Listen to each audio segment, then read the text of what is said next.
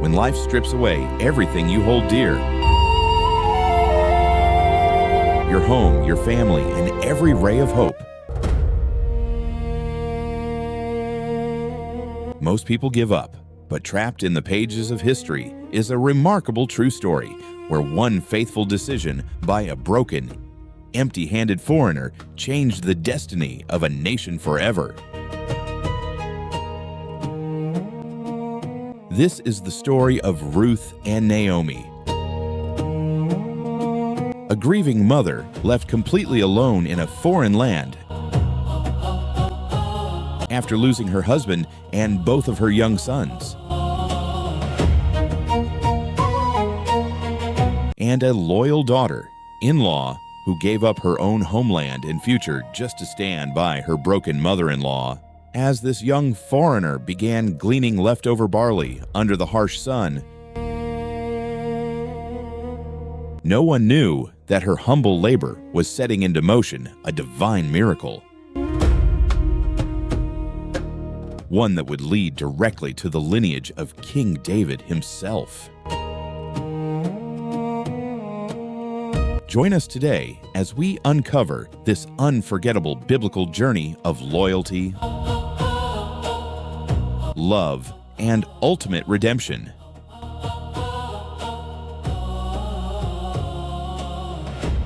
When life pushes a person into the darkest corners of adversity, only two things hold us firm: faith and loyalty.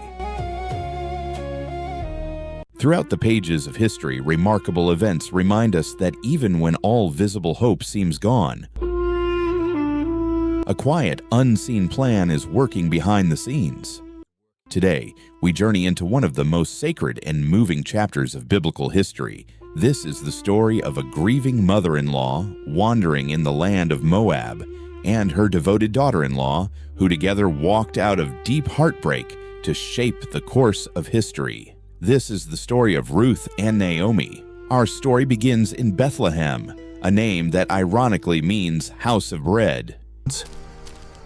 Yet, a time came when a severe famine struck this fertile land. The fields dried up, the harvests failed, and families struggled to survive. Among them was a man named Elimelech. He lived in Bethlehem with his wife Naomi and their two young sons Mahlon and Chilion. As the famine worsened, Elimelech made a difficult choice to save his family. He left his homeland and traveled east to the foreign country of Moab. Moab was a land with different customs, traditions, and worship. Settling into a foreign environment was far from easy. But just as they were trying to rebuild their lives, tragedy struck. Elimelech passed away, leaving Naomi alone with her two sons. Years passed, and her sons grew up and married local Moabite women. One married a woman named Orpah, and the other married Ruth. For about 10 years, life seemed peaceful. But trial was not yet over.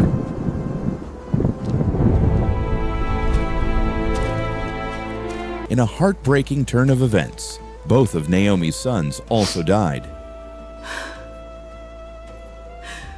Naomi was left completely alone in a strange land, without a husband, without her sons, and without any financial security. All she had left were her two young widowed daughters-in-law, Orpah and Ruth. In the midst of her deep grief, word reached Naomi that the famine in Bethlehem had ended. Know this, Naomi, the Lord has shown favor to his people. The famine in Bethlehem is ended, for they now have bread. The Lord had blessed her homeland with food once again. Broken and tired, Naomi decided it was time to return to her native city to spend the rest of her days among her own people. I have lost almost everything, but I will return to my people. As they set out on the road back to Judah, Naomi looked at her 2 young daughters-in-law. She saw 2 women with their whole lives still ahead of them, and she faced a painful reality. Naomi stopped and said to them, "Go back, my daughters. Return to your mother's homes." Go back, my daughters. Return to your mother's homes. May the Lord show you the same kindness you have shown to your deceased husbands and to me. May he grant each of you peace and a new home with a new husband. Naomi knew how hard life could be for Moabite women in Israel. She urged them to stay where they belonged and rebuild their lives. It was a deeply emotional moment. All 3 women wept aloud. Orpah kissed her mother-in-law goodbye, expressed her gratitude, and weeping, returned to her people in Moab. Go, my daughter. May the Lord grant you kindness. Farewell, Naomi. But Ruth held on to Naomi. Naomi urged her again, "Look, your sister-in-law is going back to her people and her gods. Go back with her." Then Ruth spoke words that would echoing through centuries as a timeless vow of love and devotion. Ruth looked into Naomi's eyes and said, Do not urge me to leave you or to turn back from you. Where you go, I will go. And where you stay, I will stay. Your people will be my people, and your God my God. Where you die, I will die, and there I will be buried. May the Lord deal with me, be it ever so severely. If even death separates you and me.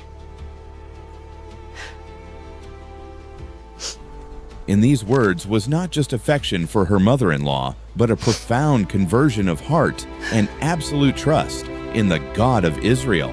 Seeing that Ruth's determination was unshakable, Naomi stopped trying to persuade her, and together they walked on toward Bethlehem. When Naomi and Ruth finally arrived in Bethlehem, the entire town was stirred with excitement. Women gathered around and whispered in surprise, "Can this really be Naomi?" Really be Naomi? Naomi answered them with sadness in her voice. Do not call me Naomi, which means pleasant. Call me Mara, which means bitter. Do not call me Naomi, call me Mara, for the Almighty has dealt very bitterly with me. I went away full, but the Lord has brought me back empty. Naomi returned burdened by her past losses. Yet she did not realize that the quiet Moabite woman standing beside her was about to become the vessel through which God would restore everything. It was the beginning of the barley harvest in Bethlehem. According to ancient law, poor people and foreigners were allowed to gather the leftover grain dropped by the harvesters. Rather than waiting for charity, Ruth chose to work. She asked Naomi for permission and went out into the fields to glean leftover grain. By divine providence, Ruth happened to enter a field belonging to a wealthy and honorable man named Boaz. Unbeknownst to Ruth, Boaz was a close relative of Elimelech, Naomi's deceased husband. Ruth worked tirelessly from morning until late afternoon under the hot sun. When Boaz arrived to inspect his fields, he noticed the hard-working young woman. He asked his foreman, "Who does that young woman belong to?" The foreman replied, "She is the Moabite who came back from Moab with Naomi. She asked to glean behind the harvesters and has been working steadily from morning until now, taking only a short rest." Boaz walked over to Ruth and spoke to her with great gentleness. Listen to me. Do not go and glean in another field. Stay here with my servant women. And whenever you are thirsty, go get a drink from the water jars my workers have filled. Ruth bowed down with her face to the ground and asked in astonishment, Why have I found such favor in your eyes that you notice me, a foreigner? Boaz replied, I have been told all about what you have done for your mother-in-law since the death of your husband. How you left your father and mother and your homeland to live with a people you did not know before. May the Lord repay you for what you have done.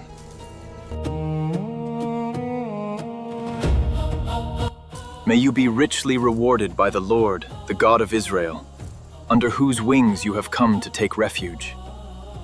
Boaz not only offered her protection, but quietly instructed his harvesters to pull out some stalks from the bundles on purpose and leave them for her to gather. When evening came, Ruth returned home with a large amount of barley. Naomi was astonished and asked, Where did you glean today? Blessed be the man who took notice of you. Ruth told her about working in the field of Boaz. Naomi praised God and said, "The Lord bless him. He is one of our close relatives, our guardian redeemer, one who has the right to protect and restore our family's heritage." One who has the right to protect and restore our family's heritage. Under custom, a guardian redeemer had the duty to redeem property and preserve the family name. Naomi realized that God was opening a path of restoration for them. With Naomi's guidance, Ruth approached Boaz according to custom, showing her willingness to honor her family's name. Boaz, deeply moved by Ruth's virtue, purity, and devotion, took immediate action. He gathered the elders and leaders of Bethlehem at the city gate to ensure every legal step was carried out properly. In the presence of all the witnesses, Boaz officially acquired the land belonging to Elimelech's family. I hereby publicly announce my intention to take Ruth as my wife, fulfilling the responsibility of the guardian redeemer and honoring the family line. And announced his intention to take Ruth as his wife to redeem the family line. The town elders rejoiced and blessed Boaz and Ruth, who together built the house of Israel. May you prosper and be renowned. Thus Naomi, who had returned home broken and empty-handed, saw her household restored with joy and honor. God blessed the marriage of Boaz and Ruth, and in time, Ruth gave birth to a son. The women of Bethlehem gathered around Naomi and said, "Praise be to the Lord, who has not left you without a guardian redeemer today. He will renew your life and sustain you in your old age. For your daughter-in-law, who loves you and who is better to you than 7 sons, has given him birth." They named the child Obed.